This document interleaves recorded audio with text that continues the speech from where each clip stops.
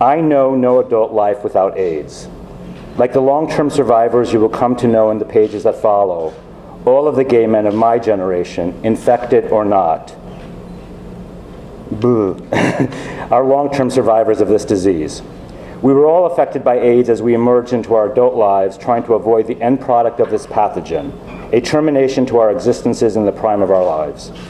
Yet like a subset of these men who became infected early in the epidemic and remained vibrant and healthy 30 years later, all of us, my generation, have survived the plague, battle-scarred but resilient and stronger individually and as a community.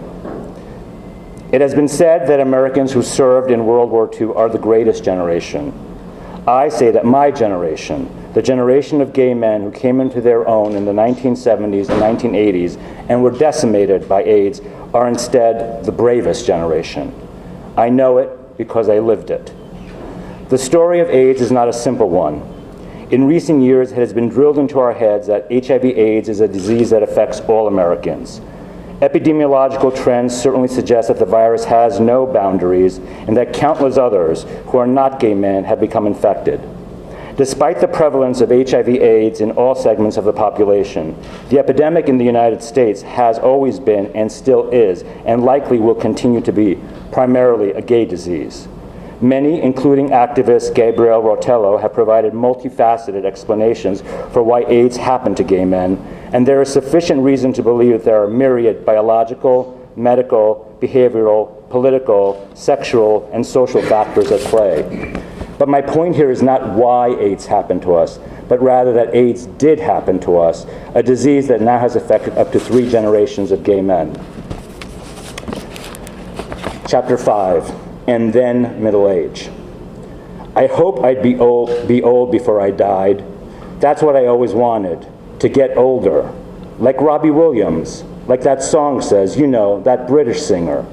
Anyway, that's what I always wanted. Now I'm 50. Those are the words of Johnny when asked about getting older as a gay man, and more significantly as an HIV-positive gay man who is a long-term survivor. And so it is for the men of the AIDS generation. In all likelihood, and based on the current state of HIV treatments, many, if not all of the men of the AIDS generation will be old before they die, perhaps living a normal life expectancy, which is approximately 79 for a 50-year-old man in the United States. The men of the AIDS generation are entering the autumn of their lives, as is the case for all those in middle age. However, for these men, the situation is a reversal of a cycle because they have already lived through the winter of their lives. Entering middle age is indeed a mixed blessing for many of the men of the AIDS generation. There is evidence of both happiness and awe, and of struggle and confusion.